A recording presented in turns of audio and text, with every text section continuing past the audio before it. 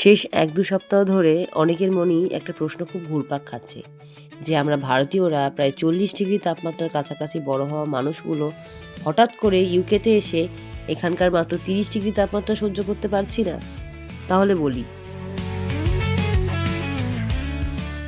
এখানকার বাড়িগুলোতে শুধু একটা নয়, ২-৩টে করে রুম হিটারের ব্যবস্থা থাকে।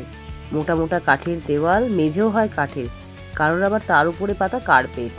রুম হিটারের সাথে এসির ব্যবস্থা অবশ্যই থাকার কথা নয়। সিলিং ফ্যান তো অনেক দূর, ঘরে একটা ভেন্টিলেশন অবধি থাকে না।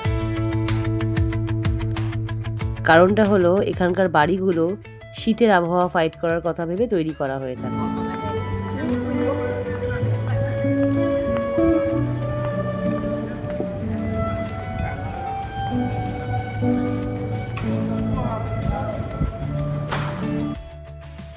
কারণ ইউকেতে থাকে প্রায় ৮ থেকে ৯ মাসের বেশি শীতের দাপট। তাই এই রকম বাড়িতে এই গরমে থাকাটা অনেকটা সেই ছোটোবেলায় লোডশেডিংয়ে থাকার কথা মনে করিয়ে দেয়। শীতকালে তাপমাত্রা মাইনাসে নামলে রোজের জীবন খুবই অসহ্য হয়ে ওঠে। তখন শুধু মনে হয় কবে আবার গরম আসবে। তাই যতদিন গরমটা আছে একটু না হয় কষ্ট করে আনন্দ করে নেওয়া যাক, সে যতই রোদের ঝলকানি গায়ে লাগুক।